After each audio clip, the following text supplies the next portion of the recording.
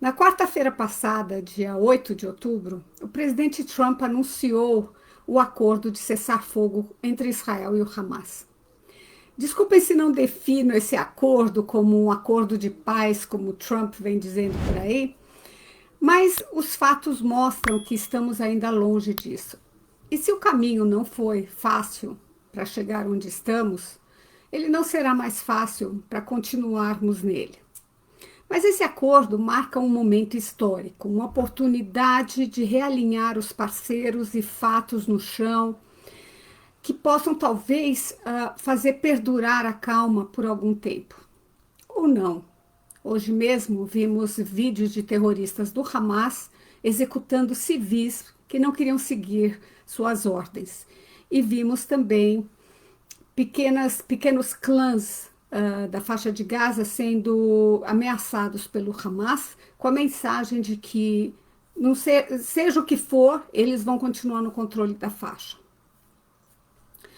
Bem, mas vamos deixar isso de lado por enquanto. Ontem à noite, Steven Witkoff, Jared Kushner e a sua esposa, a Ivanka Trump, foram até a Praça dos Reféns e foram muito aplaudidos por terem alcançado aquilo que Israel queria, o mais que Israel mais queria, que é a volta de todos os reféns.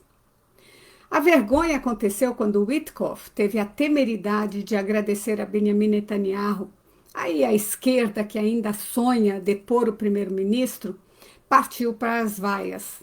Mas Witkoff, sabendo que esta minoria não representa a totalidade do povo de Israel, conseguiu fazê-los calar e novamente elogiou Bibi. Falou que sem ele esse acordo não teria saído. O jornal Jerusalem Post publicou na semana passada que o sucesso da negociação foi devido a duas estratégias adotadas por Israel. Primeiro, Netanyahu insistiu, fincou o pé sobre o retorno de todos os reféns como condição precedente a toda e qualquer concessão, e que o retorno fosse incluído nos objetivos de guerra e mantido lá, mesmo com a objeção de alguns dos mediadores, né? Segundo o ministro de Assuntos Estratégicos de Israel, Ron Dermer, conduziu o processo de negociação com uma disciplina implacável. Mandou mensagens, manteve as linhas das coisas que não eram negociáveis para Israel, enquanto construía um corredor de diálogo entre Israel, Washington, Doha, Cairo e Ankara. Um dos negociadores disse que Netanyahu é o homem mais teimoso do mundo. Eu acho que ele pegou isso como elogio. E que Dermer se manteve firme no processo, fez ele andar e manteve as linhas claras. Além disso, a posição inédita dos Estados Unidos também foi vital para o sucesso da negociação. Nunca antes os Estados Unidos tinham se envolvido tanto num cessar-fogo entre Israel e qualquer dos seus inimigos, seja Hezbollah ou Hamas. Mas, nesse caso, Trump deu apoio total a Bibi sobre a questão dos reféns, dizendo que o retorno deles não era negociável e condição precedente para qualquer movimento a mais. Segundo, para obrigar o Hamas a finalmente aceitar os termos do cessar-fogo, Trump deu um ultimato, não ao Hamas, mas ao Catar e à Turquia, dando a eles duas opções. Ou eles obrigavam o Hamas a aceitar os termos do cessar-fogo, ou então eles teriam que expulsar qualquer membro do grupo terrorista do seu território, ou os Estados Unidos cortariam com eles. Foi essa pressão que causou a repentina mudança de comportamento do emir do Catar. E alguém, deve ser lá no alto, deu uma ordem para Al Jazeera, que também, de repente, mudou seu tom em relação a Israel e aos reféns. Aí, a direção do Hamas, surpreendentemente em Doha, decidiu se dobrar. O acordo estabelece que, na primeira fase, o Hamas libertará, até amanhã, ao meio-dia, todos os reféns. os 20 vivos e os 28 mortos, em troca de um cessar-fogo de vários dias. Pelo que dizem, somente depois da volta de todos os reféns, Israel libertará 1.722 prisioneiros árabes presos depois do 7 de outubro e outros 250 com prisões perpétuas já presos há mais de 10 anos. Essa concessão foi muito dolorosa, quando pensamos que entre os que serão libertados estão Murad Badr Abdallah Dais, o assassino de Daphna Meir, a enfermeira que aprendeu árabe para ajudar os pacientes palestinos no hospital que ela trabalhava, e foi esfaqueada na frente da sua casa e na frente dos seus filhos pequenos em 2016. Vai também ser libertado o assassino Jihad Akarim Aziz Rom, que participou do linchamento de Vadim Norsich e Yossi Avrahami, 2 reservistas israelenses que perderam o caminho e, sem querer, entraram em Ramallah. A polícia da autoridade palestina os conduziu à delegacia. Isso aconteceu em 2000 e não adiantou porque os 2 foram linchados dentro da delegacia. E o linchamento se tornou um momento crucial do terrorismo palestino depois que equipes de filmagem italianas registraram os terroristas árabes levantando as mãos ensanguentadas, sorrindo em comemoração ao ataque dentro da delegacia da autoridade palestina. Dos 250 prisioneiros com sangue nas mãos, 15 serão soltos aqui em Jerusalém.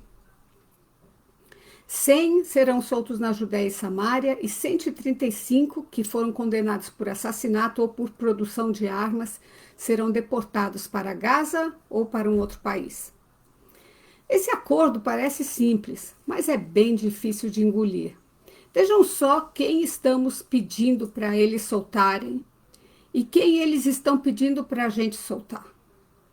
Nós estamos pedindo a volta de civis inocentes, tirados de suas casas, muitos tirados de suas camas, civis que foram torturados, maltratados, mantidos sem alimentos, sem luz do sol por 2 anos, muitos abusados de todos os modos, sem querer entrar aqui em detalhes, e a maioria deles, 28 dos 48 mortos.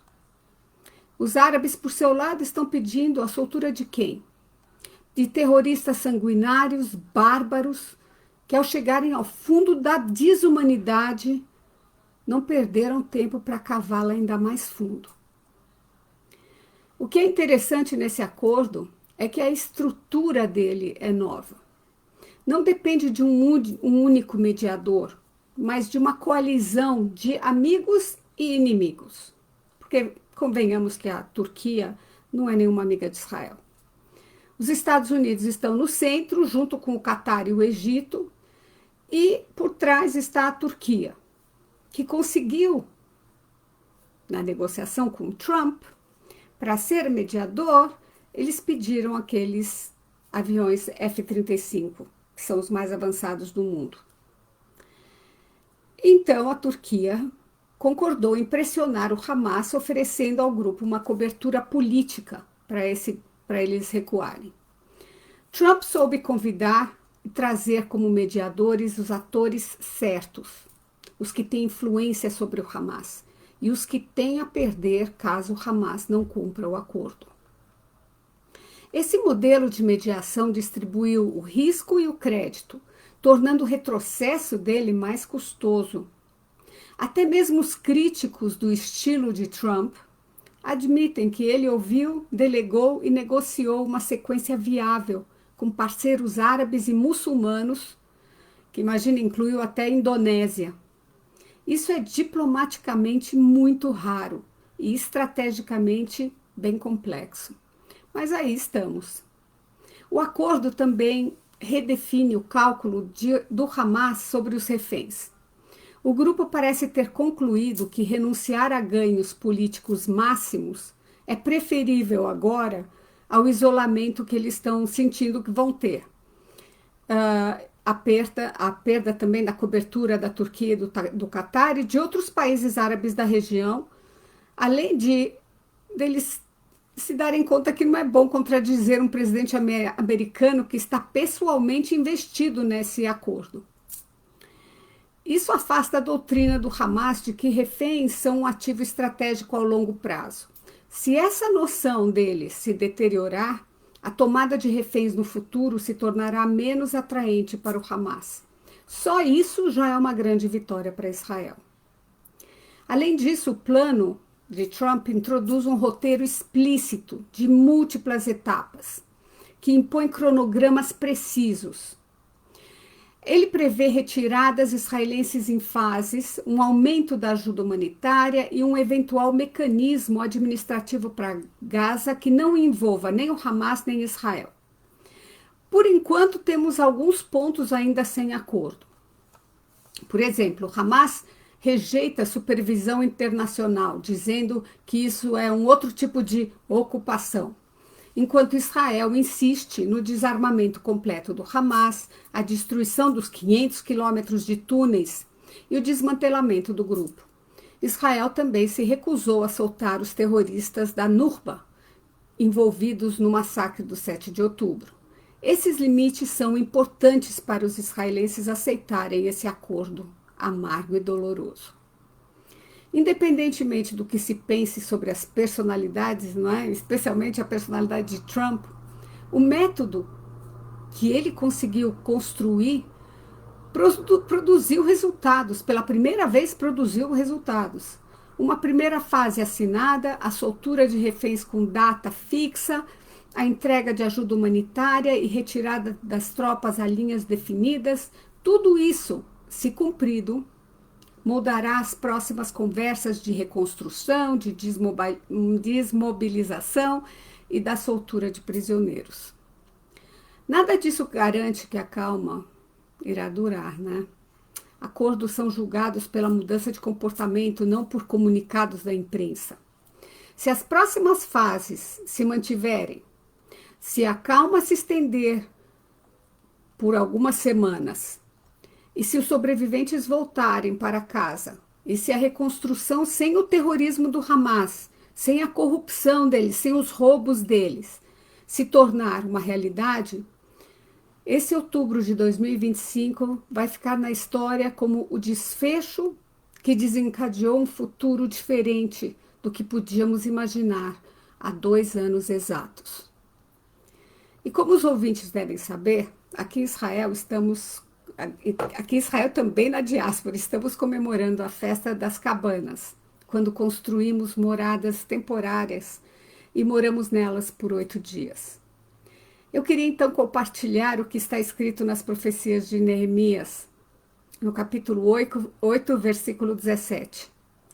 Ele diz: "E toda a congregação dos que retornaram do cativeiro fez cabanas e habitou nas cabanas, e houve grande alegria."